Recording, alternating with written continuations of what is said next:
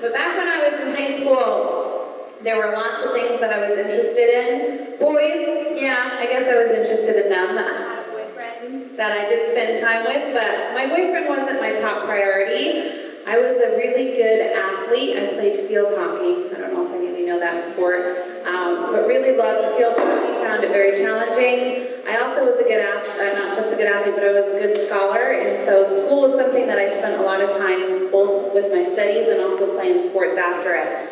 I was very motivated. I had great self-esteem, came from a real loving family. And so going off to college, I had some pretty high goals that I had set for myself. I was going to be a college athlete. I knew that I wanted to be a teacher. That's what I was going for. I did not go into college with a boyfriend. The guy that I had dated in high school, we both went to different colleges, and so we decided just to break things off before we left. And I was a virgin when I went to college. I was a virgin by choice. There was definitely some opportunities with my boyfriend where I could have chosen to be sexually active, but I knew that having sex in high school could maybe make some changes to some of those life goals, and so it wasn't a choice that I was ready to make in high school. I really wanted to go to college. I really had some high goals, and I thought, you know what, if I get involved in a sexual relationship, it could prevent that. Well, I went to a big college. And my freshman year of college, I had a lot of fun in lots of different ways. I played field hockey there. I met some new friends. During the beginning of the school year, one of the ways to meet people was to go out to different parties. In high school, I was always the designated driver. I never drank alcohol in high school, but here I was in college. Here I wasn't living with my parents. Here a lot of my new friends were drinking alcohol, and I thought, what's the harm? And so I was at a party, and people were playing those games that you see on television. I'm sure you know the games. They involve red Solo cups. And so I started playing the games along with them. I was having a good time. I was meeting new people. And unknowingly, while I was playing these drinking games, a guy who was at that party had stuck something called Rufinol in a cup that I was drinking from. Now, Rufinol can also be called roofies. It's often used as a date rape drug, and so what happens to me this night is that I'm consuming alcohol, and I'm starting to feel the effects of a drug. I don't know that I've been drugged. I haven't been drinking alcohol that much, so I'm just starting to think that the effects of the drug are the effects of the alcohol. And it's making me feel a way that I'm not comfortable with, but when I try to leave the party, I find myself really paralyzed. And so this guy who was at the party said, you don't look like you're feeling that well. And I'm like, yeah, no, I actually feel really bad. He said, well, why don't you go lay down in the bedroom? And so he helps me go into the bedroom.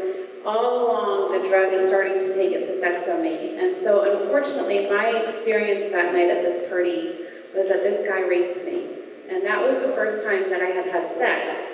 And that had a really big impact on my life. Because up until that night, I'm going to tell you that I was really confident, that I had great self-esteem. And after that night, I felt like I was damaged goods. Like I felt like if somebody knew what happened to me, they wouldn't be interested in me. I felt like I shouldn't talk about it because I didn't want people to judge me. And if I didn't talk about it, I really believed I'd forget about it, and I could just pretend that it never happened. At the same time, I knew that I needed help. I knew that I had been raped, and I was afraid. And so after I was physically able to get up and leave from that house, I went to the police department where I went to college. They asked me for some details, but I didn't want those details to get back to my parents, so I was afraid that they would think I was making some poor choices. That's not how they felt, but that's what I thought. I didn't want to prosecute the guy who did this to me because I didn't want it to turn into a public case, and I didn't want people at a new school making judgments about the type of behavior that I had. And so I didn't press charges, but they did send me to the hospital where I was treated for having been raped. And they set me up, the college set me up with a counselor I was able to start talking to, and I continued to see that counselor all 4 years of college, because while I thought that if I didn't talk about it, I'd forget about it, the more time that went on in my life, the more I remembered it, and it was something that continued to affect me. There were lots of times that I would just sit in the shower and scrub my skin because I felt so dirty for what had happened. And so after that night, I started to think, you know, maybe if I was in a sexual relationship with someone that I cared about, it would help me to feel better about myself. It rebuild my self-esteem. And maybe it can help me to recreate a much more positive idea of sex. I mean, I just had this negative flashback of what happened, but if I'm in a relationship with someone I care about, then maybe I can start thinking of sex as being a great thing. And so there was a guy that I had been friends with. He went to a different college. The two of us had talked lots on the phone. We were definitely flirty with each other. And shortly after that night, we decided to start dating. Since we went to different colleges, it wasn't like we saw each other all the time. But we would make a visit from time to time to visit each other at college. And pretty quickly in this dating relationship, he and I made a choice to be sexually active. So this was the first person that I was choosing to have sex with. I don't remember sitting in a class in high school and learning about something called oxytocin. Have any of you heard of oxytocin before? Okay, oxytocin is a hormone that is released in your body when you're in a sexual relationship with someone. And what happens with oxytocin is it helps you to bond with a person. Now that's pretty incredible, because hopefully if you're making a choice to be sexually active with someone, you want to be bonded. You want that relationship to be a lot more special than any other relationship, especially if it's your husband or your wife. You want there to be like this extra cement to hold that relationship together. But what can happen is when you're bonding with a person, it can make you feel ways that sometimes aren't necessarily reality because you feel real close to that person. And so here I am in a relationship with a guy. We're sexually active. I'm starting to feel really bonded to him, and I'm falling in love with him. I'm having feelings for him that I hadn't ever had before. And so the two of us, are creating these positive memories for me. My self-esteem is starting to grow.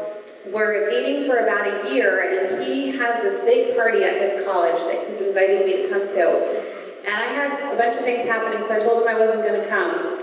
But at the last minute, my plans got switched around, and I thought, you know what, I'm just going to surprise him.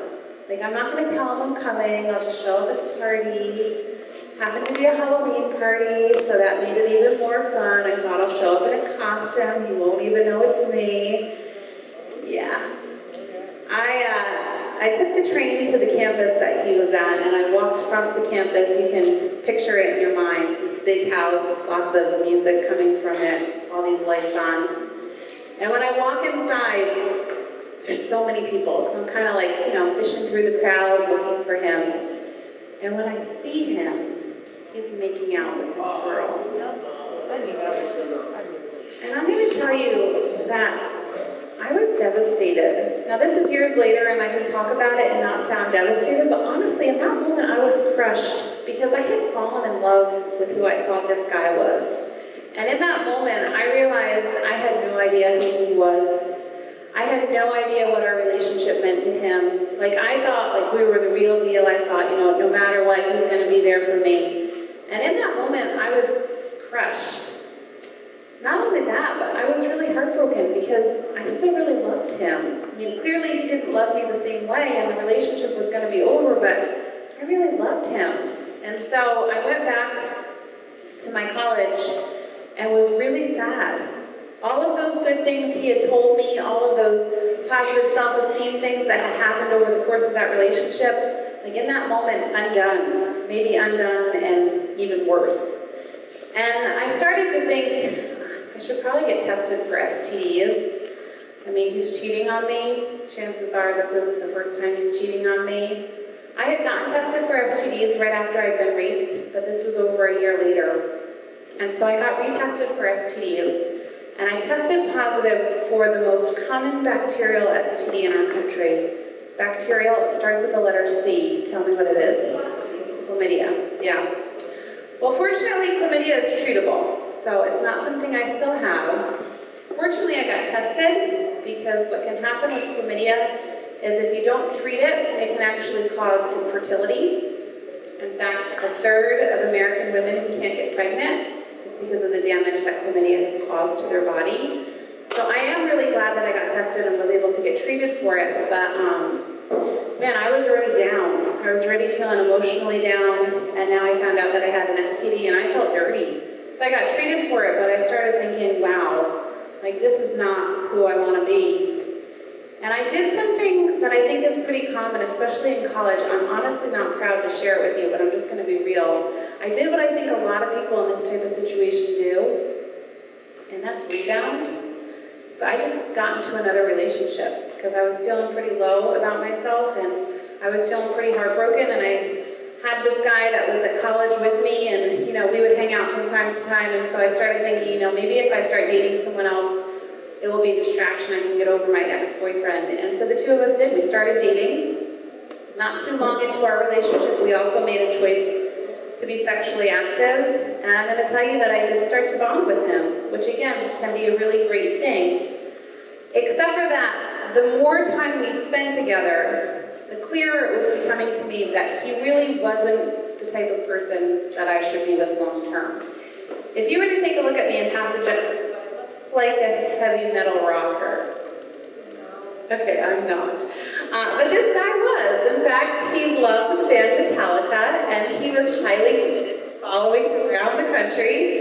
And so I share that with you just as one example of how I started dating someone that was very different. We had different values, we had different goals, we had different life ideas. And the more time we spent together, I knew the relationship was destined to end. But because of that bond that we had through sex, it was really difficult for me to end that relationship. And so the two of us spent 4.5 years dating before we broke up. Do you want me to keep talking with this, or?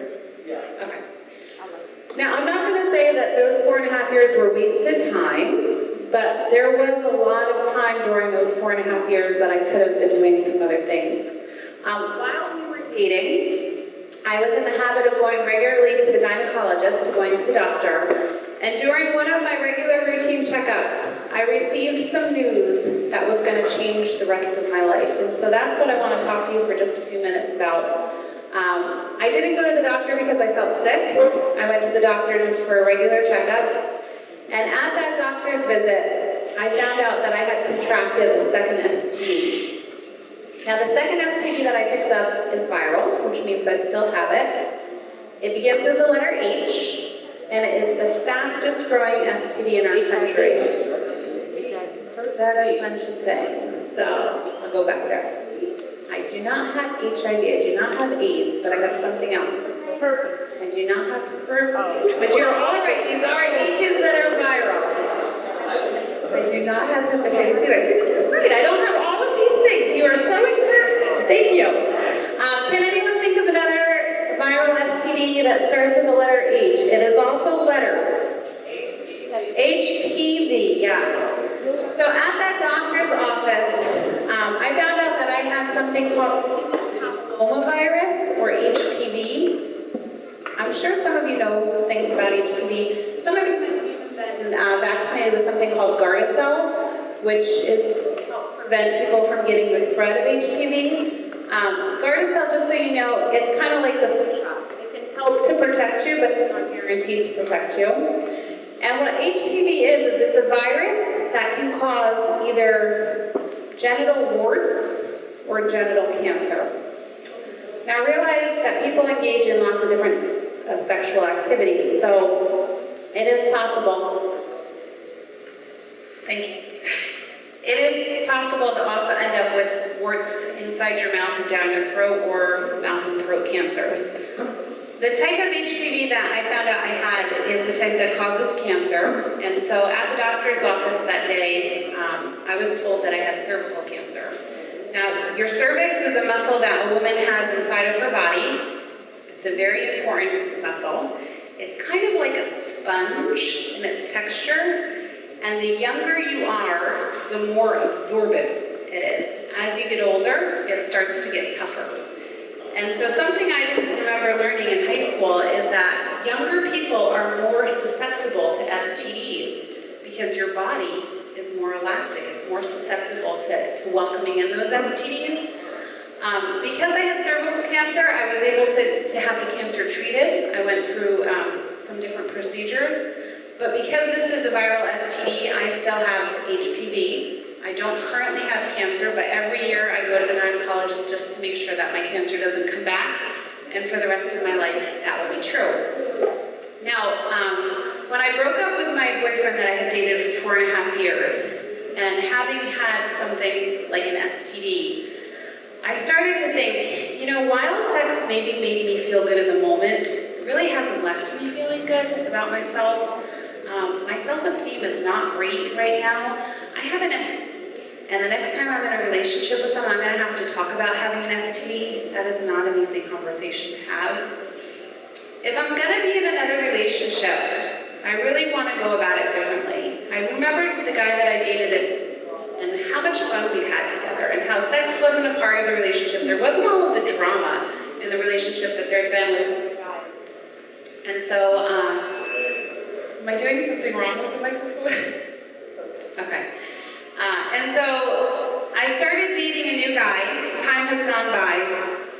And early on I had said to him, I'm not a virgin, but I don't want to be sexually active. And he was very respectful. And I didn't get into all of the specifics of my past. I just told him I had made choices to be sexually active in the past.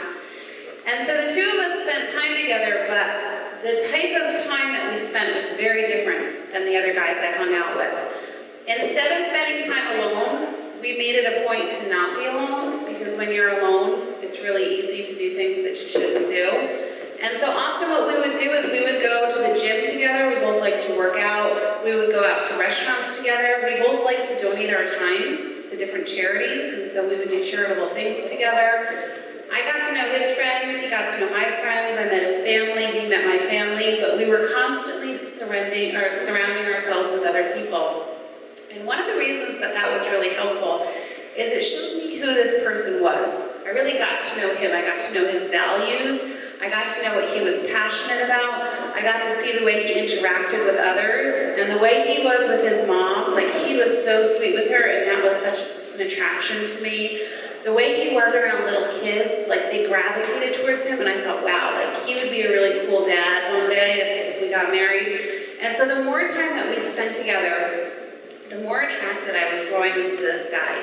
And while that was a good thing, it also was scary because I hadn't talked to him about my past. And like I just said before, it's really difficult to talk to someone about having an STD, especially if it's someone that you're in a relationship with. I'll never forget the night that I told him that I have HPV, because I'll never forget his response.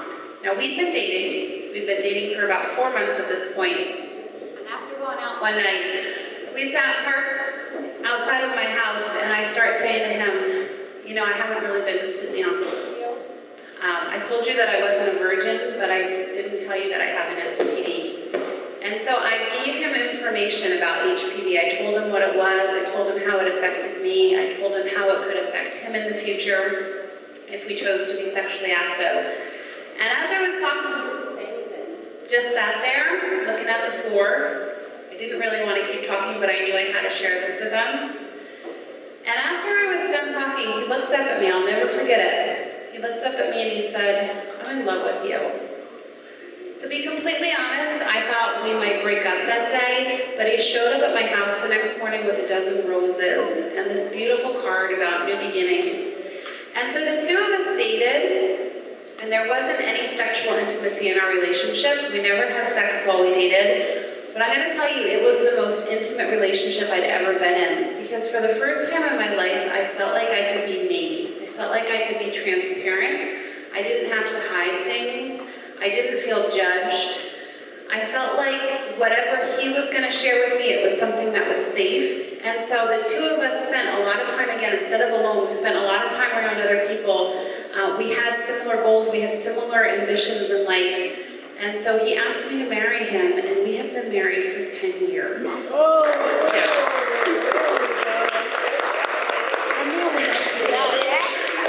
Now, the story's not quite done, because after we'd been married for a little bit of time, found out I was pregnant, and that was exciting. The problem is that the type of cancer I've had is cervical cancer, and I mentioned to you that your cervix is a muscle. It's a really important muscle for pregnancy because it helps your baby to stay in your uterus until you're ready to deliver.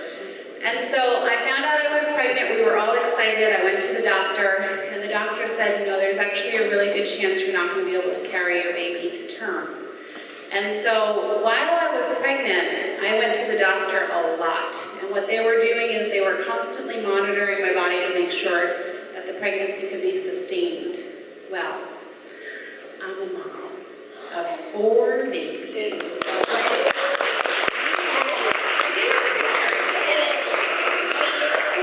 I'm going to send these pictures while I'm talking, but don't get distracted because I have more to say. These are my babies. I have a 6, 4, and 2-year-old, if you want to pass them around. And my handsome husband and our dogs are in this one too. We'll pass this one to this direction.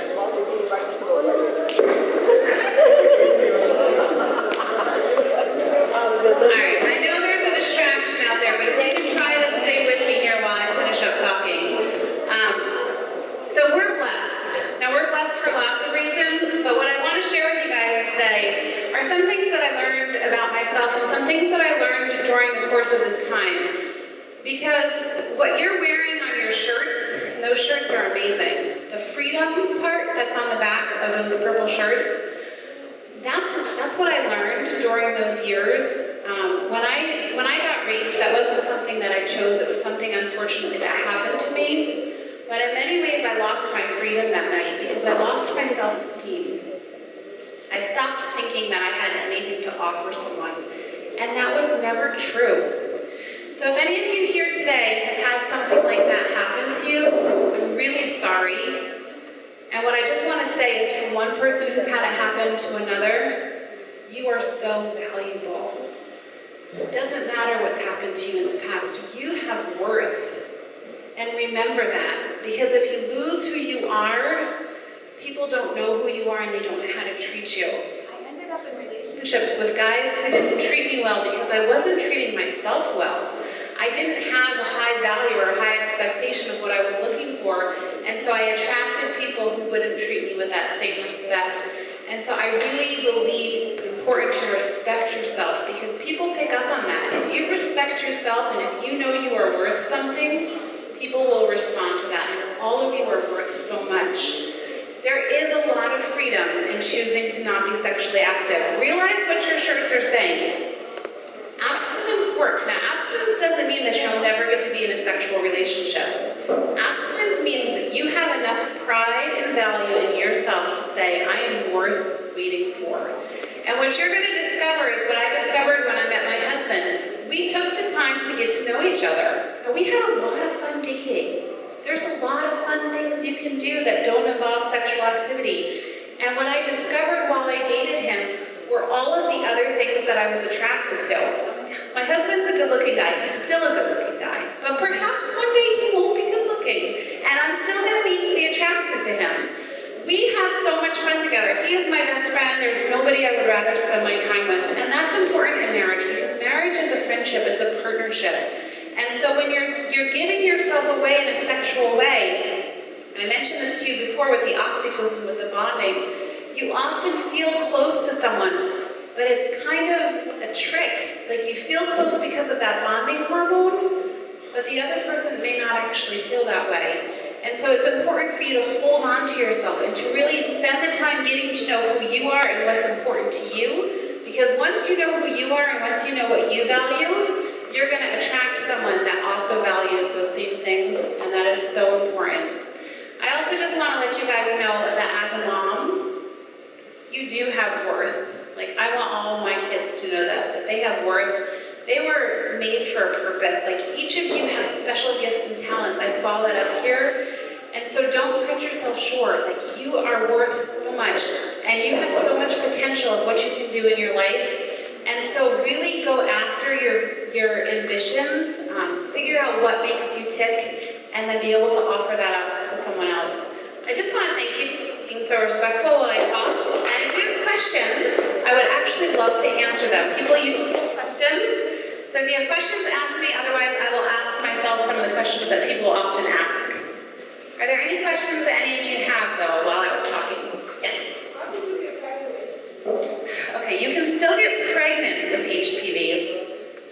Like I said, HPV can cause warts or it can cause cancer. Had I not taken care of the cervical cancer, perhaps I could have had more problems, but I was still able to get pregnant. It was just that my cervix is weak, so sustaining the pregnancy was a little bit more complicated. Any other questions that you have?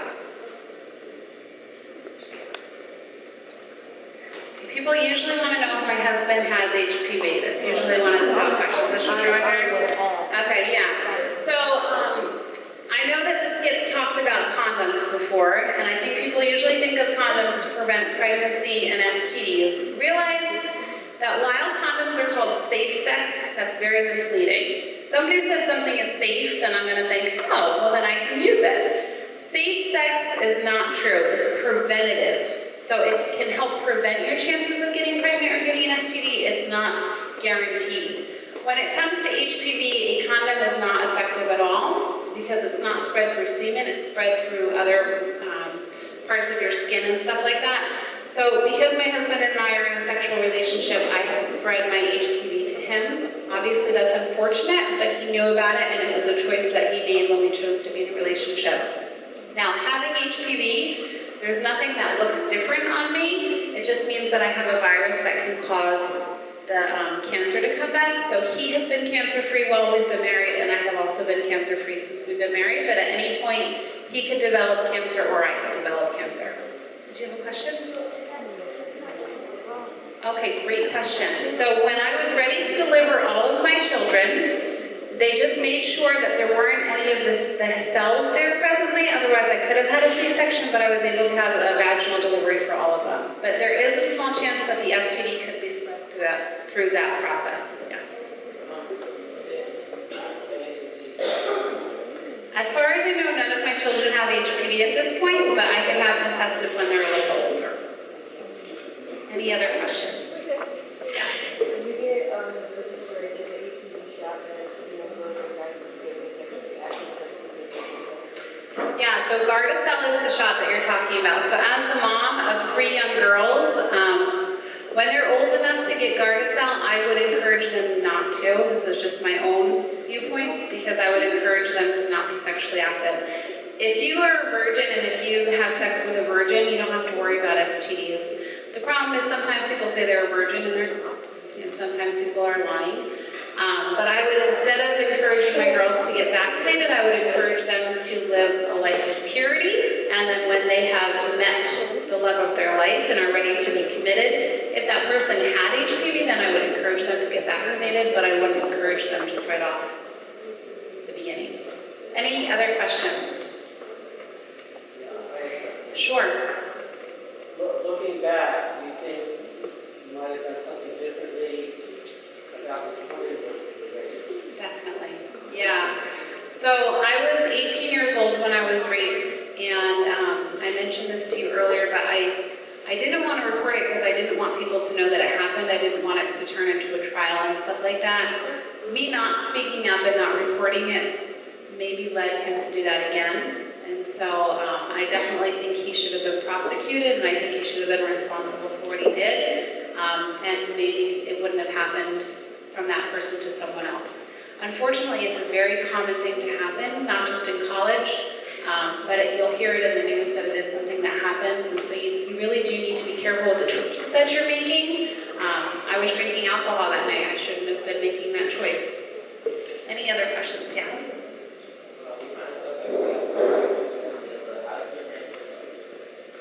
So believe it or not, I didn't tell my parents that I had been raped or that I had an STD until about 5 years after it all happened.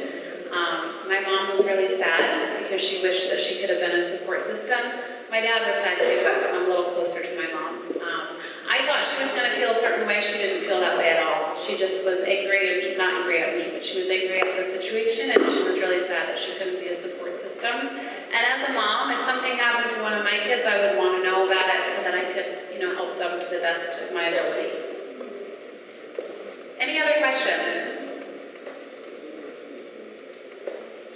So I think it's important to, when you look at me, you probably weren't thinking that I was going to come up here and say I had an STD. Maybe you were. But it's important to realize, again, that you don't know what's going on in different people's lives, that everybody has a story, everybody's got their own things. And so you can always learn something from someone else. When it comes to making choices to have sex, realize sex is a big responsibility. It can be a blessing. It can produce children. That can be a blessing. It can produce that bond. That is a blessing in the right context. I am glad I am bonded with my husband because while he's my best friend, we also get into fights. And it's good to have that bond to help us work through it. But realize that sex is a responsibility too. Children STD, it's a responsibility. Having an STD and sharing that you have an STD with someone in the future, that is a responsibility. And so when you're making that choice, just realize it can be a blessing, but it also is a responsibility. And if you're not ready for that responsibility, you're really not ready to be in that relationship. Any other questions?